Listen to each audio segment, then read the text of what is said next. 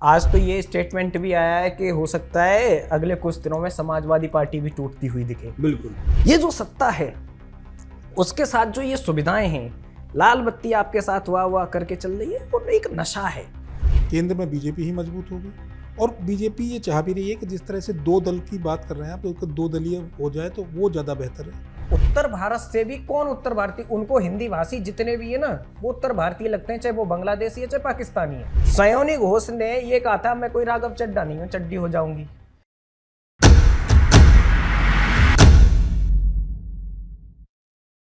नमस्कार, मैं हूं तरुण झा और आप देख रहे हैं राजनीति के धुरंधर। राजनीति के धुरंधर में बात आज एक अदृश्य धुरंधर की। अदृश्य धुरंधर जो हम सबको दिखता तो नहीं है, लेकिन पूरी राजनीति उसके इर्द गिर्द होती है। वो धुरंधर है सत्ता। जिस सत्ता के लिए पूरा खेल चलता है, पूरा दल बदल होता है, टूट फूट होती है। और पिछले कुछ दिनों से हम देख रहे हैं बंगाल चुनाव खत्म होने के बाद से टूट फूट दल बदल का एक सिलसिला चल रहा है। ये सिलसिला कब तक चलेगा, कहाँ तक जाएगा, इसकी क्या मंजिल होगी, क्या इसकी अब आगे राह होगी। इसकी जो राह बनी है वो अपने आप में बहुत अजीब अजूबा राह है। इसी सब का विश्लेषण करने के लिए हमारे साथ हैं हमारे साथी पत्रकार कृष्ण कुमार चौहान और शिवम यादव जी। धन्यवाद। चौहान साहब, एक अजीब राह पर चली है राजनीति।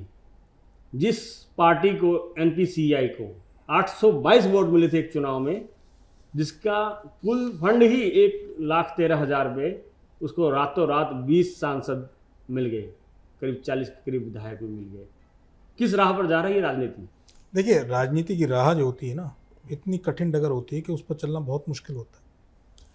अब उस राह पर चलते सत्ता और सत्ता का लालच, बगावत, बहुत सारी चीज़ें ऐसी होती रहती हैं। और उसी बगावत, सत्ता के लालच और सत्ता में बने रहने का नतीजा ये है कि NCPI जैसी पार्टी को 20 सांसद मिल गए। मतलब आप सोच नहीं सकते कि ये लोकतंत्र में किस तरह जा रहा है। वो पार्टी जो TMC थी, तो TMC को तोड़ के 20 सांसद बागी हो गए। बागी होने के बाद NCPI, जिसका नाम है नेशनलिस्ट सिटीजन पार्टी, ये त्रिपुरा की पार्टी है, और उस पार्टी में जाके इन्होंने डेरा डाल दिया, उसमें ये शामिल हो गए। अब इसी से आप अंदाज़ा लगा सकते हैं कि सत्ता के लालच के लिए क्या क्या हो सकता है, क्या नहीं हो सकता। हाँ, अब ये सारे किस मुद्दे के लिए आए थे? ये ममता बनर्जी से नाराज़ थे और ये BJP में जाना चाहते थे। अभिषेक बनर्जी से भी नाराज थे। तो अब NDA में जाना चाहते थे, तो NDA की जगह, मतलब BJP में जाना चाहते, BJP की जगह NDA में चले गए। जो NCPI है NDA का एक घटक दल है, तो एक तरह से वो BJP में भी हो गए, NDA में हो गए। अब BJP ने उनको क्यों नहीं लिया? BJP ने इसलिए लिया कि BJP पर आरोप ना लगे कि भैया उन्होंने पार्टी तोड़ी है, पार्टी में ये किया है, तो इस वजह से ये NCPI में चले गए। अच्छा, एक बात और जानना चाहूँगा। खैर, उससे पहले इस सवाल पे आते हैं। राजनीति की राह बड़ी रफ्तीली है। ये किसी एक पार्टी को कर्करोग नहीं लगा है। लगे हाथ शिवसेना के भी सांसद दल बदल करने की तैयारी में हैं, वो भी टूटने की उनकी अटकलें आ रही हैं। दूसरी पार्टी में वैसी हलचल दिख रही है। बिल्कुल। क्या लगता है कहाँ तक जाएगी ये? आज तो ये स्टेटमेंट भी आया है कि हो सकता है अगले कुछ दिनों में समाजवादी पार्टी भी टूटती हुई दिखे। बिल्कुल, है ना। तो ये कयास जो लगाए जा रहे हैं, ये जैसा कि आपने शो की ओपनिंग दी थी कि सत्ता में बने रहने की जो महत्वाकांक्षा है वो इंसान को ये सारी चीजें करने पे मजबूर करती है। कहीं ना कहीं जो व्यक्ति सत्ता में रहने का आदी हो जाता है ना, तो सत्ता का एक अलग नशा होता है। मतलब सोचिए, आपके आसपास आप जब दिल्ली से जा रहे हैं तो हरियाणा पुलिस आपको रिसीव कर रही है, फिर पंजाब बॉर्डर पे छोड़ रही है, या ऐसे समझ लीजिए राजस्थान बॉर्डर पे छोड़ रही है, वहाँ से राजस्थान लाल बत्तियाँ चल रही हैं, पब्लिक को कीड़े मकोड़ों की तरह हटाया जा रहा है। आपको आलीशान बंगला मिला हुआ है वहाँ पे जहाँ पे कभी गड्ढे नहीं होते, ऐसा घर मिल रहा है। आपके लिए पेट्रोल उपलब्ध है, जहाँ भी जाएंगे वो रिएम्बर्समेंट हो जाएगा। ऑफिसों के खर्चे के लिए सरकार टैक्स पेयर का पैसा बहा रही है। एक टेलीफोन बिल 50,000 रुपये आ रहा है।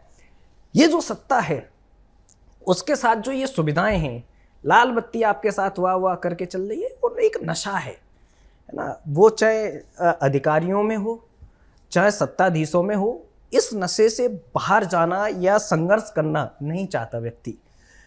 इस संघर्ष की दुनिया से दूर भागने वाले व्यक्ति क्या करते हैं, वो सत्ता की तरफ मुड़ते हैं, सत्ता को चुनते हैं, और वहाँ से एक ऐसी चीज़ जन्म लेती है, उसको कहते हैं अदृश्य धुरंधर, जो आपने उसका नाम दिया। ये वो चीज़ है जो इंसान को हमेशा ग्रीडी बनाए रखती है कि भाई मुझे जाना ही नहीं है, मुझे अपनी जांच ही नहीं करानी, मुझे कुछ भी नहीं चाहिए, मुझे चाहिए सत्ता। और कहीं ना कहीं एक असंतोष भी होता है उनके अंदर कि मुझे पार्टी में जो हासिल होना चाहिए था वो नहीं हुआ। मैंने तो बहुत सारे क्या नहीं किया, मैंने खून पसीना एक कर दिया, मैंने कौन सा घोटाला करके पार्टी में चंदा जमा नहीं किया है ना, मैंने क्या नहीं किया है पार्टी के लिए, मैंने इतनी सारी चीज़ें की और मुझे ऐसे इग्नोर मार दिया। किसके लिए? भतीजे के लिए। ऐसे कैसे हो सकता है? मैं ही तो वो हूँ जिसने पार्टी खड़ी की थी। तो हर नेता को ये लगता है कहीं ना कहीं, और जब उसको वो महत्वाकांक्षा होता भी है, ऐसा हाँ, नहीं है कि होता नहीं है, होता नहीं में उस पद के होता है। अधिकारी भी बनते हैं। अधिकारी बनते अब क्या होता है, उन्होंने खपाई होती है उस पार्टी को। अब जब सत्ता जाती है तो शिंदे उसको का उदाहरण है महाराष्ट्र में। अब जब सत्ता चली जाती है सर, फिर क्या होता है कि उसको ये डर होता है कि अब अगर जांच हो गई और मैं फंस गया तो इससे अच्छा है कि जो सत्ताधारी पार्टी है उसमें चला जाऊं, कम से कम बचा तो रहूंगा। कहूंगा साहब हाथ जोड़ लो, आप कहो तो मैं विपक्ष में ही बना रहता हूं, लेकिन स्टेटमेंट ऐसे आएंगे कि सपोर्ट आपको ही मिलेगा। अब इसका प्राइम एग्जाम्पल 2 लोगों का मैं दे सकता हूं। एक तो आप समझ सकते हो कि बाबरी बनारे निकले थे हुमायूं कबीर, उससे फायदा किसको हुआ ये मुझे बताने की जरूरत नहीं है। उत्तर प्रदेश में है ना स्वामी प्रसाद मौर्य जी, उनके आप स्टेटमेंट देख लो, हैं समाजवादी पार्टी में, लेकिन जो फायदा होगा वो बीजेपी को ही होगा कि आए दिन रामचरितमानस में आग लगा दूंगा मैं। अब तो वो एक नया गठबंधन भी बनाने जा रहे हैं, तीसरा मोर्चा। चंद्रशेखर नगीना चंद्रशेखर का मिलकर और असदुद्दीन ओवैसी के हाथ। बिल्कुल क्या भीम एकता अलग लेवल पे चलेगी अब हमारी, अब बहुत हो गया नाटक, अब हम जनता को इंसाफ दिलाएंगे। तो ये जो पूरी की पूरी लड़ाई है वो सत्ता में बने रहने की है और उसी के मजे हैं। और हम लोग भी देख के ये प्रोग्राम इसीलिए कर रहे हैं कि देखो क्या हो रहा है। अब बाकी सर बताएंगे सर समझदारी के साथ कि ऐसा और क्या लालच है इनमें। शिवम जी, एक कारण आपने गिनवाया, मुझे लगता है ये भी एक बड़ा कारण है और खासतौर पर पिछले कुछ वर्षों की राजनीति में तो उभराई है, एक कि जांच का सामना न करना पड़े, बिल्कुल किसी घोटाले में ना हम फंसे। बिल्कुल, और सब करते हैं। आप देखो और आपके इस मुद्दे को उठाने के बाद से मैं जो समझ पा रहा हूं, पहले अपन भी बात पूरी कर लीजिए। हाँ मैं बताता हूँ, जो अग्निमित्र पॉल की संपत्ति है वो आप पिछले चुनाव में जो उन्होंने घोषणा की थी वो देख लो, अब सत्ताधारी पार्टी में है, उससे पता चल जाएगा। सब कुछ छोड़ो, सयोनी घोष की मैं बात करता हूँ। वर्तमान जो अभी वो सांसद है टीएमसी की, उनके पास 4 करोड़ की गाड़ी से चलती है, समझना। हमने अपने चैनल पे भी दिखाया था, और भी क्षेत्रीय पार्टी यूपी के भी कई नेता हैं कि चल रहे एकदम बहुत 3-3, 4-4 करोड़ की रेंज रोवर से। घोषित संपत्ति उनकी कितनी है? 90 लाख, और 60 लाख का उन पे 59 लाख का लोन है जो आपको myneता.com पे मिल जाएगा। ऐसा व्यक्ति 4 करोड़ की गाड़ी से कैसे चल रहा है? तो वो जो जांच का दायरा होता है उसमें फंसना नहीं चाहते, ये है सबसे बड़ा कारण, और खुद को गरीब बनाए रखते हैं डॉक्यूमेंट्स में। खैर, आपने जो दूसरा मुद्दा उठाया इससे कुछ और निकल के आ रहा है, जांच से बचा जाए, सत्ता का एक लोभ है ही। बिल्कुल, इसी से देखकर लगता है कि चौहान साहब, क्या जो हम देख पा रहे हैं कि सत्ता का लालच है या जांच है, क्या मुद्दा केवल इतना है या उससे बढ़कर क्षेत्रीय दलों की राजनीति को खत्म करना है? आप देखिए पिछले कुछ सालों में क्षेत्रीय दल कितनी तेजी से खत्म हो रहे हैं। जेडीयू छोटे भाई की भूमिका में आ गई, अकाली दल शिवसेना हाशिए पर है, शिवसेना, टीएमसी, इनेलो, टीएमसी की जो स्थिति हो गई है, मुझे लग रहा है अगले चुनाव टीएमसी बचेगी ही नहीं। बिल्कुल। शिवसेना की जो स्थिति है, अब तो नगर पालिका के चुनाव लड़ने के लिए भी वो एक जानी मानी पार्टी नहीं रहेगी एक तरह से। संजय जी आज ऑन मीडिया कैमरे पे गाली देते नजर आए। तो ये मुझे लगता है कि हम बार बार सत्ता का जो इसका कारण गिन लेते हैं, उसके अलावा तीसरी जो बात है, क्योंकि एक किसी विपक्षी का कोट पढ़ रहा था तो उससे मुझे अनुमान हुआ, वो एक जो कहना चाहते थे उनका भाव यही था कि बीजेपी क्षेत्रीय दलों को ठिकाने लगाकर राष्ट्रीय दलों का ये जो है प्रतिस्पर्धा बना देगी, और उसमें बीजेपी को हमेशा का एडवांटेज रहेगा। राष्ट्रवाद के मुद्दे पर, राष्ट्रीय विषयों के चिंतन पर बीजेपी उसमें लीड लेती दिखाई देगी, और क्षेत्रीय दलों खत्म होने से बीजेपी के खाते में वोट बैंक बढ़ेगा। तो कहीं ऐसा तो नहीं कि क्षेत्रीय दलों को खत्म करने की कवायद चल रही हो? देखिए, आपने जो कहा क्षेत्रीय दलों को खत्म करने की कवायद चल रही है, उसमें सच्चाई तो है, और ऐसा नहीं कि जो दूसरी पार्टी में जा रहे हैं केवल सत्ता के लिए जा रहे हैं। सत्ता, कुछ लोगों को सत्ता ऐसा नहीं कि जरूरी है उनके लिए सत्ता। एक क्या है कि अगर सत्ताधारी पार्टी के साथ जुड़े रहेंगे तो उनके जो काम है वो होते रहेंगे, और बहुत सारी चीज़ें हैं। तो इस तरह की चीज़ें हैं। और जो क्षेत्रीय दलों की बात है खत्म होने की, तो आप शिवसेना का सबसे पहले उदाहरण ले लीजिए। शिवसेना में सबसे पहले टूट हुई, शिंदे 39 विधायक लेकर चले गए, पार्टी टूट गई। अब ऑपरेशन टाइगर का जो एक कहा जा रहा था, उसी के जरिए 6 सांसद और जा रहे हैं पार्टी को छोड़ के।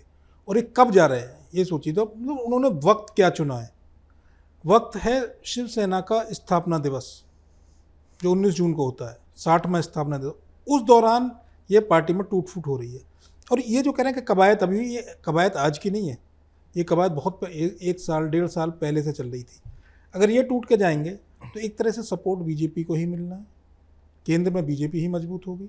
और बीजेपी ये चाह भी रही है कि जिस तरह से 2 दल की बात कर रहे हैं आप, तो 2 दलीय हो जाए तो वो ज़्यादा बेहतर है, क्योंकि कांग्रेस तो पे हमेशा बीजेपी भारी पड़ती है। कई जगह कुछ क्षेत्रों में कमज़ोर पड़ती है, लेकिन कई क्षेत्रों में बीजेपी ही भारी पड़ती है। तो इस तरह से देखा जाए तो ये जो सांसद जितने भी जहाँ जहाँ टूट फूट हो रही है, ये सब बीजेपी को फ़ायदा हो रहा है। और 2 दल का अगर हो जाएगा तो मुझे लग रहा है देश को भी थोड़ा, क्षेत्रीय दलों का जो आज तक का अब ट्रैक रिकॉर्ड देखें कि उनको एक परिवार के लोग ही चलाते हैं अधिकतर। जैसे अब उद्धव ठाकरे की पार्टी को देख लीजिए, बाला साहब ठाकरे चलाते थे, अब उनके बेटे वो चला रहे हैं। और जैसे मुलायम सिंह की पार्टी में देख लीजिए, अब अखिलेश यादव चला रहे हैं। अब सुखबीर बादल की पार्टी देख लीजिए, अब वो चला रहे हैं। तो ऐसे ही कई लोग, एक तरह से उनका भ्रम भी टूट जाएगा कि भाई जिसकी पार्टी, जो एक दादा लाई, दादा की पार्टी पोता चला रहा है, पोते की पार्टी वंशज की तरह चलाते हैं, तो वो भी भ्रम लोगों का टूट जाएगा आने वाले टाइम। बिल्कुल, लेकिन मुझे लगता है कि लोकतांत्रिक प्रक्रिया के लिए ये बहुत अच्छा सूचक नहीं रहेगा, क्योंकि क्षेत्रीय दल हों या जो छोटे दल हैं, तो कम से कम एक छोटे पॉकेट की आवाज़ तो बनते ही हैं, एक तय वर्ग की आवाज़ उनकी बन पाते जरूरत हैं। ही इसीलिए पड़ी। क्योंकि क्षेत्रीय दल बहुत, हाँ जरूरत इसीलिए पड़ी, और उनको उभार भी इसीलिए हुआ कि राष्ट्रीय दल जो है क्षेत्रीय आकांक्षाओं को जो है एड्रेस नहीं कर पाते। जैसे अभी भी हमने हाल में एक उदाहरण देखा, उसमें क्षेत्रीय दलों में क्या होता है, फिर वहाँ जाति पे बात आ जाती है। अब एक जैसे ओम प्रकाश राजभर है, वो एक अपनी अलग जाति का प्रतिनिधित्व करते हैं। संजय निषाद है, वो एक अलग जाति का प्रतिनिधित्व करते हैं। इस तरह से वो जाति में बढ़ जाते हैं। अब क्या है कि बाकी दल भी, अब जैसे करणी सेना कह रही है कि जी हम भी अपनी जाति का प्रतिनिधित्व करेंगे, हम भी चुनाव लड़ेंगे। तो इस तरह से क्या है कि इस तरह से एक जो जाति की जो बात, हालांकि करणी सेना वो निकल के आती है। वो लोग बताते हैं, जिस तरह स्ट्रक्चर उन्होंने रखा है वो बताते भी हैं, क्योंकि किसी जातीय संगठन नहीं है, केवल ठाकुर संगठन नहीं है, बल्कि उसमें सभी जाति के बिरादरी के लोग हैं। लेकिन मुद्दा तो उनका भी यही है भाई, प्रतिनिधित्व तो वो उनका ही करेंगे। हाँ, तो एक मसला इसमें ये रहा है कि अगर क्षेत्रीय दल, अभी हमने हाल में देखा अन्नामलाई को, अन्नामलाई मोटे तौर पर माना जा रहा है कि बीजेपी से उन्होंने किनारा ही इस बात के लिए किया कि क्षेत्रीय परिस्थितियों के मुताबिक राष्ट्रीय दल की वहाँ राजनीति नहीं चल सकती है। कांग्रेस वहाँ से बीजेपी फिट नहीं हो पा रहे थे, और उन्होंने जैसे ही बीजेपी छोड़ी तो उन्होंने बिल्कुल वही क्षेत्रीय सुर अपना लिए जिसकी आलोचना लंबे समय से की जा रही थी, जिसकी अपेक्षा उनसे नहीं थी। उन्होंने उत्तर भारतीयों को दक्षिण में होने वाले अपराधों के लिए जिम्मेदार ठहरा दिया, जबकि वहाँ के अपराधों में उत्तर भारतीयों की संलिप्तता 0.0001% से भी कम है, बहुत कम, कोई गिनती ही नहीं है उसकी, समझिए इतनी कम गिनती है। बिल्कुल। लेकिन उन्होंने अपनी राजनीति को वहाँ करने के लिए इस तरह के मुद्दे उठा लिए, और धीरे धीरे लग रहा है कि वो भी बिल्कुल द्रविड़ पॉलिटिक्स की जो लाइन है उसी लाइन पर जाएंगे। उनसे एक चीज और मिस हुई, उत्तर भारत से भी कौन उत्तर भारतीय, उनको हिंदी भाषी जितने भी है ना वो उत्तर भारतीय लगते हैं, चाहे वो बांग्लादेशी है चाहे पाकिस्तानी है। तो ये भी एक कॉन्फ्लिक्ट है वहां पे। अच्छा, तो ये भी एक बड़ा फैक्टर। हाँ, क्योंकि वो लैंग्वेज बैरियर है ना, तो वो जो तमिल बोल रहा है, तेलुगु बोल रहा है, उसको समझ नहीं आती ये चीज कि ये बांग्लादेशी है। उत्तर भारत में सबसे ज्यादा लोग सूरत जाते हैं, फिर उधर मुंबई जाते हैं, बाकी दिल्ली में आते हैं काम की तलाश में। साउथ में तो बहुत ही कम जाते हैं। हाँ, साउथ में जाएंगे, बेंगलुरु जाएंगे। हाँ, बहुत कम। बेंगलुरु में भी आईटी सेक्टर के लिए लोग जाते हैं। आईटी सेक्टर उनकी संख्या इतनी कम है कि मुझे लगता है कि किसी भी तरह से उनको दोष देना सही नहीं हो सकता। वो जाते हैं साउथ में। अब आईटी सेक्टर का व्यक्ति कितना पढ़ा लिखा होगा, क्या होगा, वो चोरी थोड़ी करेगा वहां जाके। बिल्कुल। तो ये तो एक उनके मन में बात आई, उन्होंने बात है। असल में तो वो भी अब क्षेत्रीय राजनीति में उतारे हैं, तो इसी तरह के मुद्दे उठाना चाह रहे हैं। ये तरुण जी वैसी बात है जैसे मनसे जो है सारी सीटों पे चुनाव लड़ती है, जीतती एक पेन मुश्किल से है, और जब भी कुछ अपराध होता है तो उत्तर भारतीयों को दोषी ठहरा दिया जाता है। मुंबई के अंदर तो ये रहता है। और पैसा किससे कमाना होता है? हिंदी फिल्मों से ही।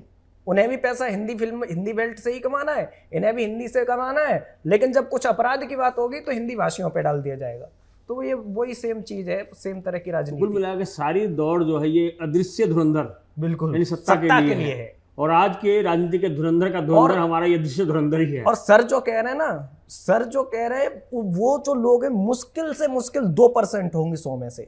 जो अपने मतलब विचारों के लिए, आदर्शों के लिए नहीं इस तरह की छोड़ेंगे। राजनीति का आपको समय ही नहीं रहेगा। हाँ, मतलब कुछ लोग आज आप भी इसका राजनीति प्राइम में- अब एग्जांपल मैं बिल्कुल ही बताता अगर हूँ। इस तरह के लोग खत्म हो गए राजनीति तो फिर तो लोकतांत्रिक प्रक्रिया का फायदा कुछ सर नहीं, हो प्रक्रिया ही तो खत्म रहे, हो मैं जाएगी। इसका प्राइम एग्जांपल बता देता हूँ। संघमित्र कह रहा हूँ, सयोनी घोष ने ये कहा था मैं कोई राघव चड्ढा नहीं हूँ, चड्डी हो जाऊंगी, है ना। अब पता चल रहा है कि टीएमसी की राघव चड्ढा सयोनी घोष ही है।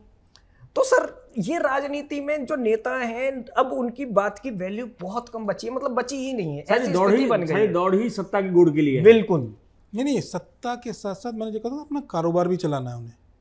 एक भाई अब मान लो कोई हाँ, पहले के वही इसके दो बोली जाए, जांच से बचना हो या हाँ, कारोबार बात से बात बचना वही हो। है। एक्स पार्टी में उसका उस पार्टी में उसकी सत्ता है और वो अपना कारोबार उसका बढ़िया चल रहा है। अपने छोटे लेवल पर जो भी जिस लेवल का भी वो नेता है उसका मान लो कोई पद भी नहीं है, उसका कारोबार बढ़िया चल रहा है, जो भी काम होना तुरंत काम हो जाता है। अब वाई पार्टी की सरकार आ गई है, वो एक्स पार्टी में वाई पार्टी के पास जाएगा, जब मेरा ये काम वो काम अटकेगा, ये होगा तो उसने कह रहा है इससे बढ़िया कि इस पार्टी को छोड़ के दूसरी पार्टी ही ज्वाइन कर लेते हैं, जिससे अपना कारोबार भी चलते ऐसा बहुत सारे उदाहरण बहुत हम सारे देखे बहुत सारे राजनीति उदाहरण में। हैं। बिल्कुल। और दूसरा ये भी है कि एक जो पार्टी सत्ता पक्ष में आती है वो सारे कारोबार, सारी चीजें क्षेत्रीय लोगों को हैंडल कर भी नहीं सकते, उसके लिए विपक्ष के लोग लगते हैं, है ना। वहां पे उन हमने लोगों तो को बहुत बार ऑपरेट देखा है कि करने के विपक्ष के पड़े। नेता सत्ता पक्ष के पेरोल पर रहते हैं। बिल्कुल। हाँ। तो वो वाली स्थिति है, तो वो सोचते हैं कि क्यों ना हम गठबंधन में ही चले जाएं, कम से कम मलाई तो खाएंगे। बिल्कुल। तो आज की राजनीति के अदृश्य धुरंधर के पीछे के जो अदृश्य अनदेखे अनसुने सच थे, हमने उनका विश्लेषण यहाँ पर किया। मैं विश्वास से कह सकता हूँ कि जो ये दल बदल उठापटक हो रही है, इसमें जो हमने तो तीसरा एंगल एनालिसिस करके दिया है कि क्षेत्रीय दलों को खत्म कर दो दलीय व्यवस्था बनाने का प्रयास किन्हीं पार्टी की तरफ से हो रहा है, या क्षेत्रीय राष्ट्रीय पार्टियां हमेशा ही क्षेत्रीय दलों को रचना चाहती हैं। यहाँ तक कि इंडी अलायंस में भी अभी अटकलें हैं कि जो छोटे क्षेत्रीय दल हैं अब उनको कांग्रेस में मर्जर के लिए कहा जा रहा है। बिल्कुल बिल्कुल तो हो सकता है ममता बनर्जी को कहा गया। बिल्कुल जो हमारे विश्लेषकों ने इसका अनुमान लगाया, मुझे बहुत लगता है बहुत हद तक ये सही होगा। आपको कहीं और ये बातें देखने जानने सुनने को नहीं मिलेंगी। अगर आप इसी तरह के अनदेखे अनसुने अनजाने सच जानना चाहते हैं तो आप हमारे साथ बने रहिए और लगातार देखते रहिए हमारा शो राजनीति के धुरंधर। तब तक के लिए धन्यवाद। धन्यवाद।